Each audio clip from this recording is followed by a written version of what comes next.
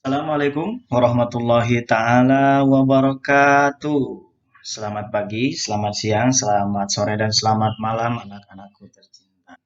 Bapak doakan semoga kalian dalam keadaan sehat walafiat. Kembali bertemu dengan Bapak Dai. Hari ini Bapak akan membahas tentang pembelajaran daring untuk kelas 5 SD, yaitu tentang mari membaca surah. Langsung saja, mari kita sama-sama membaca surah At-Tin. Surah At-Tin merupakan surah ke-95, jumlah ayatnya ada 8 ayat, dan surah At-Tin termasuk ke dalam surah Makkiyah. Artinya surah At-Tin itu diturunkan sebelum Hijrah. Mari kita baca sama-sama. A'udzu billahi minasy syaithanir rajim. Ya, silahkan ikuti Bapak ya. Bismillahirrahmanirrahim. Wattini wazzaitun wa turi sinin wa hadzal baladil amin. Laqad khalaqnal insana fi ahsani taqwim. Tsumma radadnahu asfala safilin.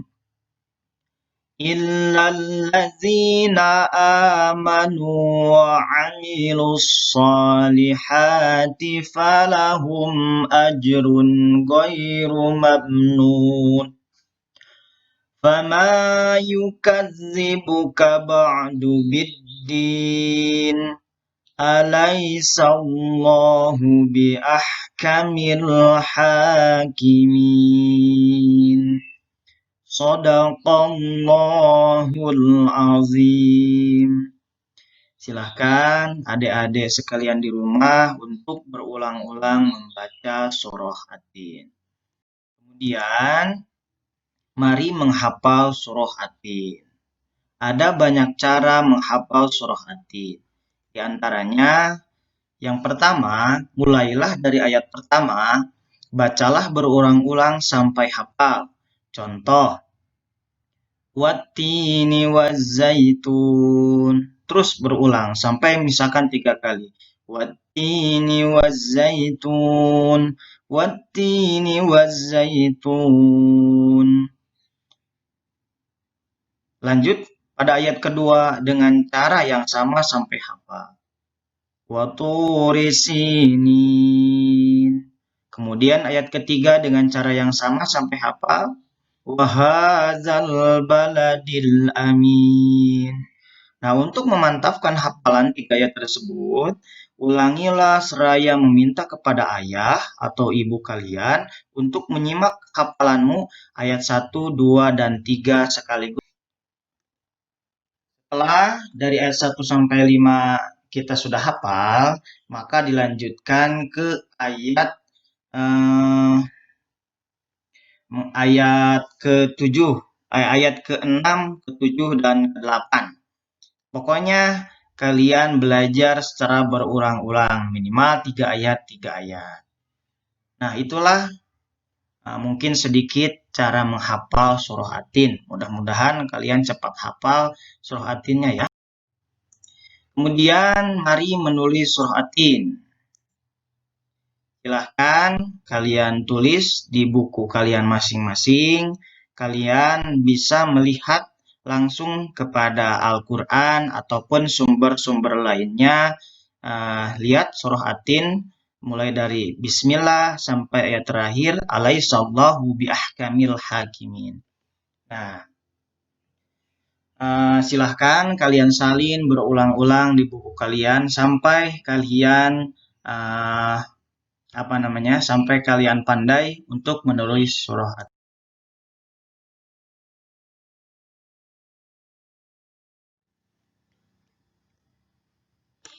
Isi kandungan surah At-Tin. Demi buah tin dan buah zaitun. Pada ayat pertama ini Allah Subhanahu wa taala bersumpah dengan buah tin dan buah zaitun. Buah tin itu banyak manfaatnya bagi kita. Kenapa? Karena buah tin itu buah yang sangat enak. Kemudian buah tin bisa menghaluskan kulit, buah tin itu bisa mengencerkan dahak, buah tin itu bisa obat sakit perut dan lain sebagainya. Kemudian buah zaitun. Buah zaitun itu tentu dikenal di daerah Arab. Buah zaitun itu buah yang memiliki banyak minyak, mengandung minyak. Nah, bahkan kita bisa ke toko-toko obat.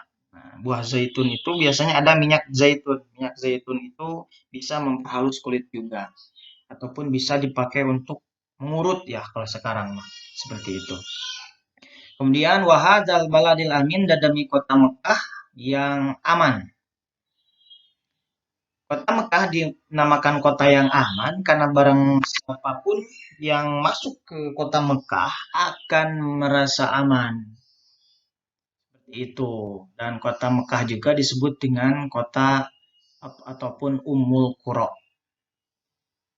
Ayat selanjutnya, sesungguhnya kami telah menciptakan manusia dalam bentuk yang sebaik-baiknya. Nyatanya Allah Subhanahu wa taala telah menciptakan manusia berbeda dengan makhluk-makhluk yang lainnya yang Allah ciptakan. Allah memberikan anugerah kepada manusia berupa akal, pikiran, dan tentunya manusia mempunyai iman. Dan seharusnya kita sebagai manusia, karena kita diberikan akal oleh Allah Subhanahu wa taala, gunakanlah akal itu berpikir ke arah yang lebih baik lagi, ataupun berpikir untuk kemajuan kita, berpikir agar kita bisa menjadi manusia yang lebih baik. Ayat selanjutnya, summa radadnahu asfala safilin. Kemudian kami kembalikan dia ke tempat yang serendah-rendahnya, yaitu neraka. Nah, walaupun manusia diciptakan oleh Allah Subhanahu wa taala dalam bentuk yang sebaik-baiknya, Allah mengingatkan kepada manusia bahwa manusia akan dimasukkan oleh Allah Subhanahu wa taala ke dalam neraka apabila manusia tidak bisa memakai kelebihan-kelebihan yang telah diberikan oleh Allah Subhanahu wa taala. Manusia diberikan anugerah oleh Allah Subhanahu wa taala akal, pikiran, dan hati untuk beriman kepada Allah Subhanahu wa taala, maka gunakanlah itu. Nah, jika kita tidak bisa menggunakan hal tersebut, maka Allah memberikan peringatan kepada kita bahwa kita akan dimasukkan ke dalam neraka. Ayat selanjutnya, illal ladzina amanu wa amilus solihati falahum ajrun ghairu mamnun. Kecuali orang-orang yang beriman dan mengerjakan amal soleh, maka bagi mereka pahala yang tiada putus-putusnya. Artinya, manusia akan celaka, manusia akan masuk neraka, terkecuali orang-orang yang senantiasa beriman kepada Allah, beriman kepada Rasul, beriman kepada malaikat, beriman kepada hari akhir, beriman kepada kitab-kitabnya Allah Subhanahu wa taala, beriman kepada qada qadar Allah Subhanahu wa taala. Nah, kemudian mengerjakan amal soleh seperti kita sekarang sedang belajar, kita mengaji, kita berbakti kepada orang tua, itu termasuk amal soleh.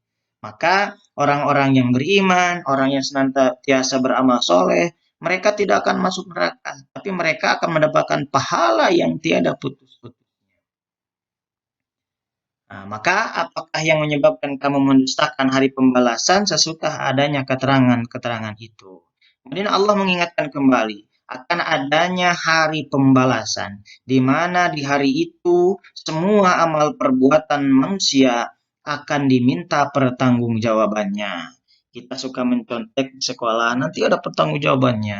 Kita mencuri orang lain, ada pertanggungjawabannya.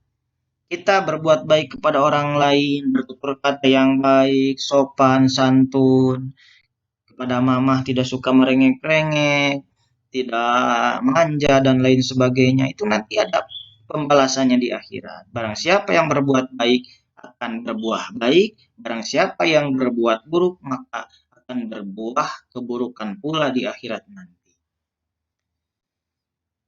Kemudian ayat terakhir, alaihissallahu biahkamil hakimin. Bukankah Allah hakim yang seadil-adilnya? Di akhirat Allah Subhanahu wa taala adalah hakim yang seadil-adilnya. Artinya, apapun yang kita kerjakan, Allah yang menghakimi kita, Allah yang memutuskan kita.